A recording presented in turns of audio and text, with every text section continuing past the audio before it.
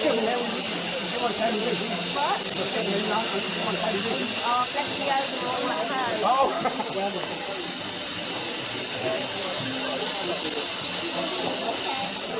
you for coming.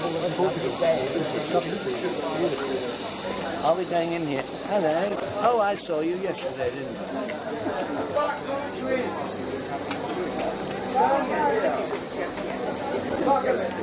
How are you?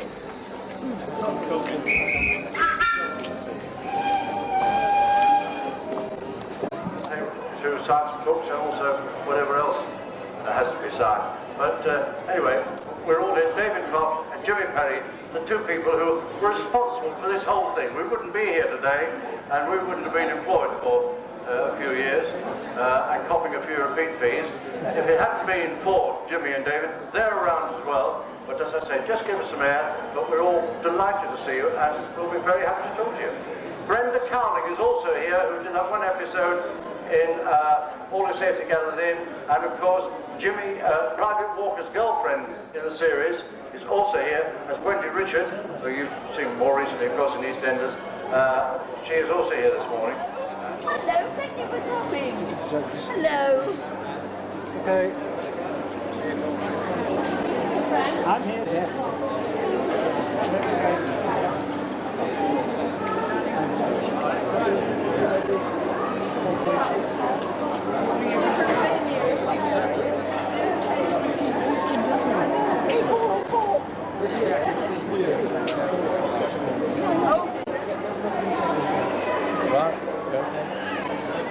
Hello. Fine, and you? Good to see you again. And take care.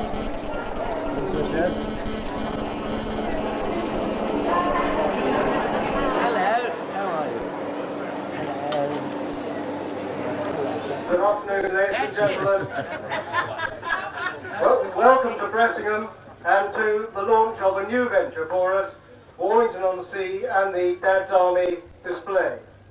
It's a particular pleasure to welcome to the opening ceremony Alan Bloom, who is the founder of Bressingham, and whose vision and foresight so many years ago set up this wonderful garden and the steam collection. And now we're adding to that, and I hope that you will see very shortly how we've set many of his marvellous exhibits into period context. We're very pleased to welcome today the members of the Dad's Army Appreciation Society, who've held their Millennium Convention here in the morning, and so I'm afraid they've had a sneak preview. But we're especially honoured and delighted that the creators of the Dad's Army show and film and the cast and stars of that film and the show are here today to formally open our display for us. And I'll not keep you waiting any longer, but I'll hand the mic over to Bill Pertwee and ask him to carry on with the ceremony. Thank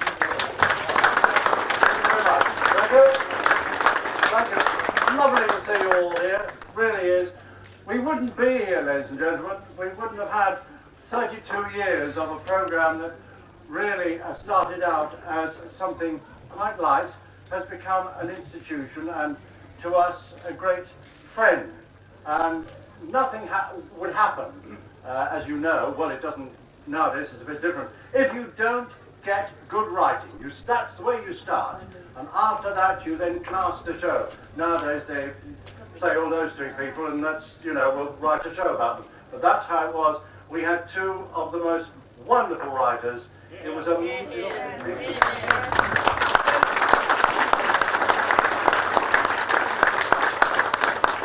It was a marvellous idea that just grew and grew and grew.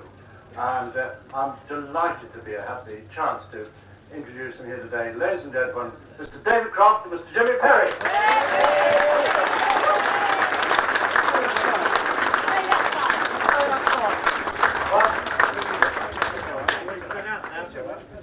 David is now about, this is David Croft, the other genius, ladies and gentlemen. I have to tell you,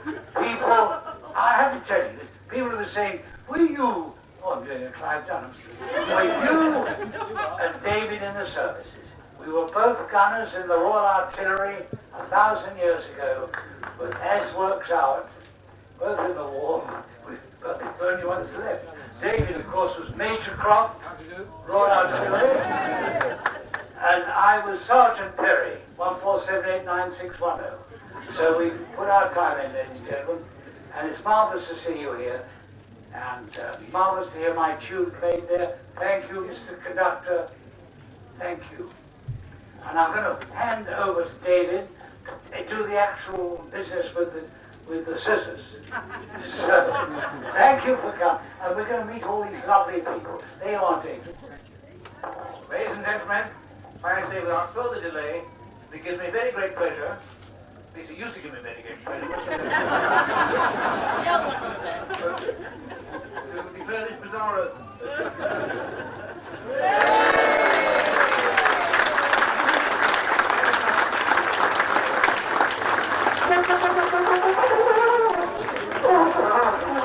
Thank you. We'll let you know. Any requests?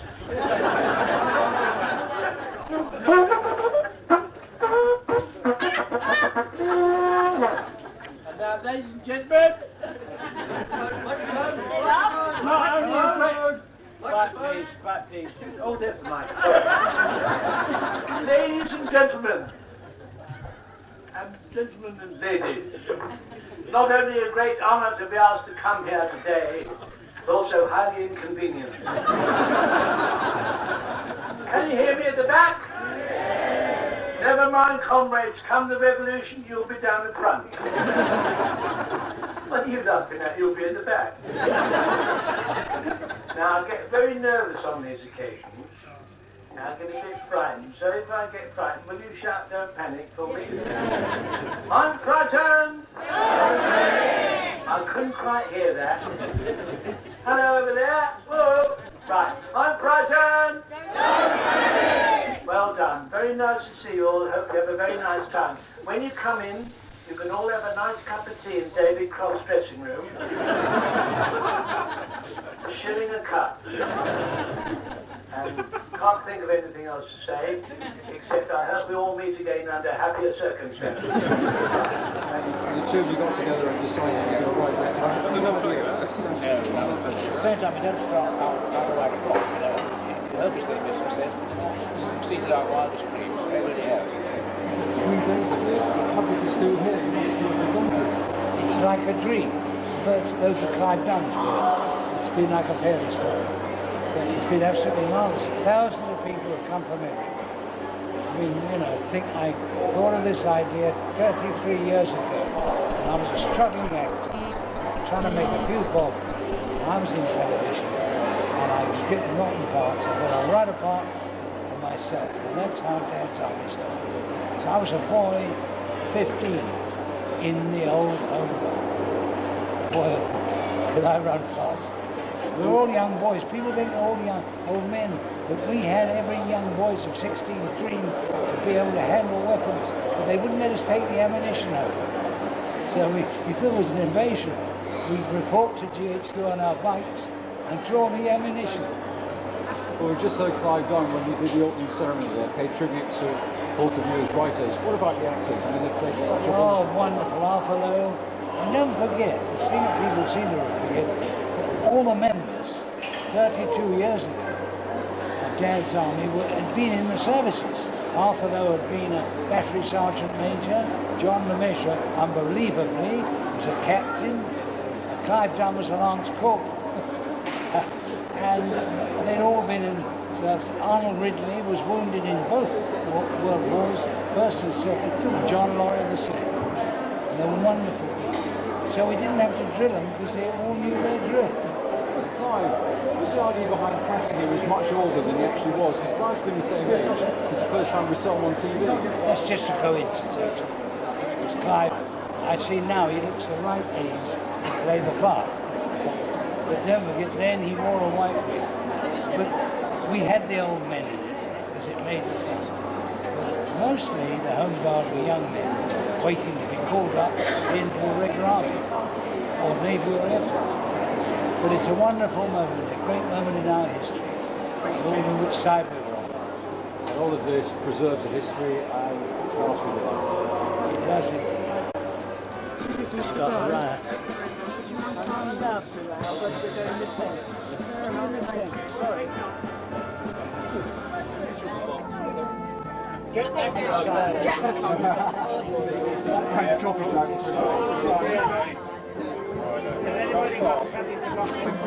Oh my God, isn't that fan? Somebody shot one of them.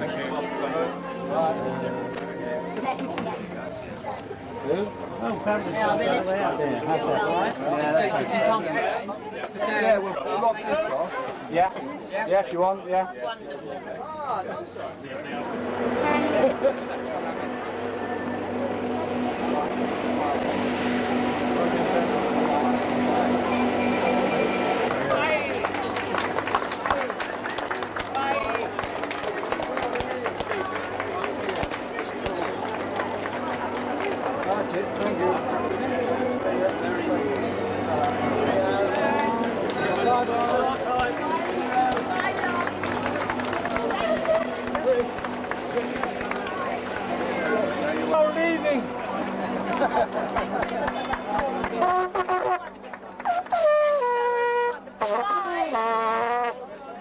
Any requests, please? Any requests?